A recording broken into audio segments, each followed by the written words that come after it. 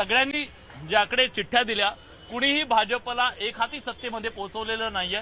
सगळ्यात जास्त जागा 100 पर्यंत तुम्ही दिलेल्या आहेत। भाजप इतकं देशभरात अश्वमेध सुरू आहे, महाराष्ट्रात अश्वमेध सुरू आहे, मुंबईच्या वेशीवर तो काही प्रमाणात रोखण्यात यश आलं का तुमच्या याकडे? एक महिन्याभरापासून प्रचार असेल, प्रचार यंत्रणा असतील, दावे प्रतिदावे आरोप सगळे असतील।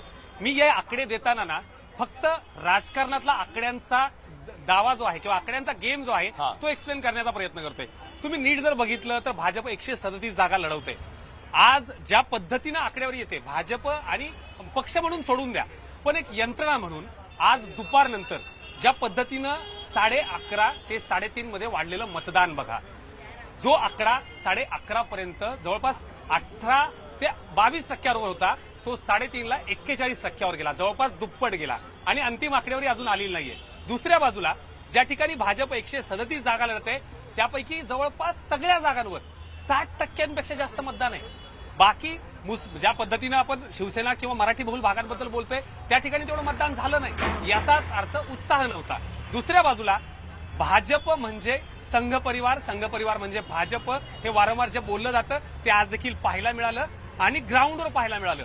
जसं की आपण मागच्या 4-5 दिवसांत म्हणत होतो की गुजराती, मारवाडी, जैन, अमराठी जो या मराठीच्या ह्याच्यामध्ये लपला गेला आणि आकड्यांमधून त्याला कुठेतरी बाजूला गेलं। 18 ते 20% मतदार आहे हा, आणि अनेक पॉकेट्समध्ये 5-5 दिवसाचा लॉंग विकेट असताना देखील गुजराती बांधव अहमदाबादला, गुजरातला सणासाठी गेला नाही। हे संघाचं यश म्हणावं लागेल, हे भाजपच्या यंत्रणेचं यश म्हणावं लागेल। ज्यावेळी आकडेवारी येते त्यावेळी भाजप पूर्णपणे, अगदी प्रचारातला एक मुद्दा जर विलास बघायचा झालं तर बूट पॉलिशवाल्यांना 400-500 बूट पॉलिशवाल्यांना सभेला घेऊन येणारं भाजप होतं।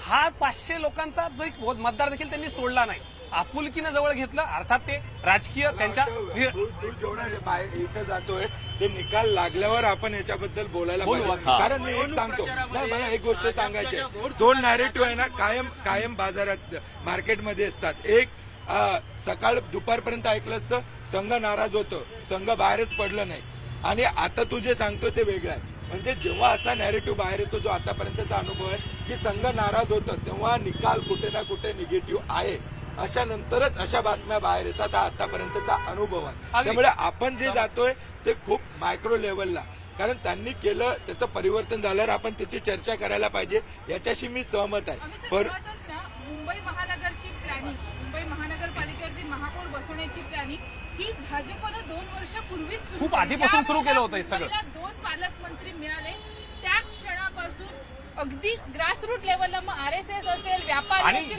सगळ्यांना याला लागून निवडणुका आल्यानंतर भाजपबद्दल हे नवीन नाहीये।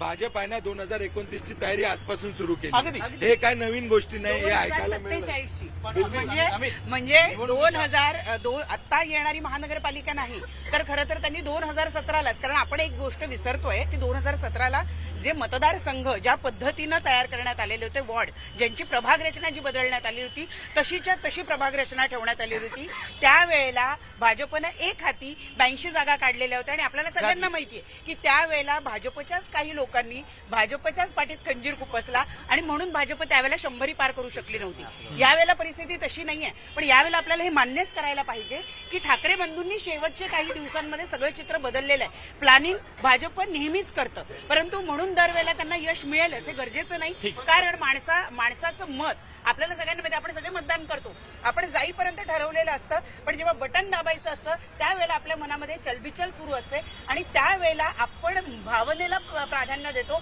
आणि आपली भावना ज्या माणसाकडे झुकणारी आहे तिला आपण मतदान करतो।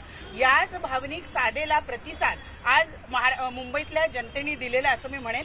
आणखी एक महत्वाचा मुद्दा की सातत्यानं आपण भाजपच्या प्लॅनिंग बद्दल बोलतोय, पण आपण कालच्या जेव्हा कार्यक्रम केला त्याही वेळेला हे सांगितलं की प्रचाराची स्ट्रॅटेजी काय असेल ही भाजपनं शिंदेच्या शिवसेनेनं आधीपासून आखलेली होती, पण ती प्रत्येक टप्प्यावर ठाकरे बंधूंनी मोडीत काढली। अगदी इथपासून 2 भाऊ नुसतं समोर तर बसू द्या, त्यांच्यात भांडणं सुरू होती, ते झालं नाही। एक संघपणा जो त्यांनी दाखवला त्याचा त्यांना फायदा होणार आहे हे मात्र निश्चित। मला मंदार सरांकडून हे निवडणुकीच्या तोंडावरती भाजपने ज्या घोड चुका केल्या निवडणूक प्रचार दरम्यान त्याकडे आपल्याला डोळे झाक करून चालणार नाही। अंबरनाथमध्ये भाजपने जे केलं, तुषार आपटे प्रकरण असेल, काँग्रेस बरोबर जाणं प्रकरण असेल, त्याचबरोबर MIM बरोबर पण आपण ही जी चर्चा ना आता हा, आता नाही निकाल नाही लागायचे. कदाचित उद्या रिझल्ट आल्यावर त्याच्याबद्दल बोलू. पण मंदार सर एक मुद्दा सगळ्यांच्या चिठ्ठ्यांमध्ये एक दिसतंय, शिवसेना किंवा उद्धव बाळासाहेब ठाकरे हा पक्ष संपला, फूट झाली इतकी मोठी आणि आता त्यांचं काही राजकीय अस्तित्व उरलं नाही, इथपासून सगळ्या गोष्टींबद्दल बोललं गेलं, चर्चा झडल्या, अनेक डिबेट झाले त्याच्यावरती. पण या निवडणुकीमध्ये त्यांचं जे यश आता ह्या सगळ्या अंदाजात दिसतंय, वेगवेगळ्या एक्झिट पोलमध्ये दिसतंय, याचा अर्थ दे आर सर्व्हाइव्ह. सांगता येत नाही मला. तर मी तर अजूनही म्हणाल सर की उद्या ज्यावेळेला आकडे दिसतील त्यावेळेला काय ते खरं. कारण ही निवडणूक ज्या पद्धतीनं लढली गेली, ज्या पद्धतीनं या निवडणुकीमध्ये वेगवेगळे हतखंडे प्रत्येक पक्षांनी हे केलेले आहेत. सगळेजण भाजपचा एक प्रकारची रणनीती सांगतायत तुमच्यापैकी सगळेजण. पण त्याचबरोबर शिवसेना उद्धव बाळासाहेब ठाकरे यांची सुद्धा एक काहीतरी रणनीती होती.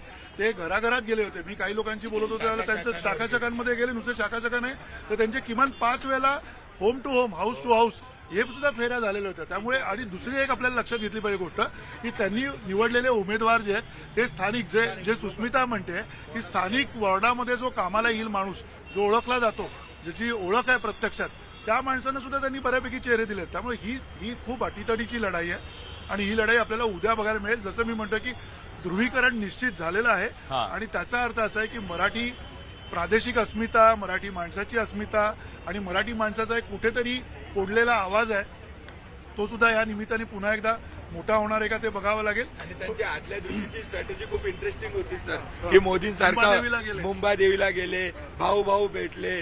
ते दिवसभर त्यांनी जे असं म्हणतात ना की भाजपची स्ट्रॅटेजी त्यांनी त्यांच्याच गळ्यात मारली. माझ्याकडे वेळ खूप कमी आहे. तुम्ही आकडे दिलेत, तुम्हाला झोप लागेल ना उद्या सकाळपर्यंत? झोप लागेल, कारण सत्ता कोणाची थेट येणार नाहीये. हा. तर इथे कोणाला तरी यांचे आकडे सोबत यांचे झोप आकडे लागेल. जर कोण सत्ता नेता कुणाची एक थेट गोष्ट येणार नाही तर नगरसेवकांची झोप उडणार आहे. आणि सगळ्या हॉटेलला सुद्धा अच्छे दिन येऊ शकतात कदाचित. शिंदे आणि पण गेल्या निवडणुकीत जर का आपण बघितलं, ऐकल्यावर गेल्या निवडणुकीमध्ये जर का हा आपण पण बघितलं महत्वाचा आहे. तर म्हणजे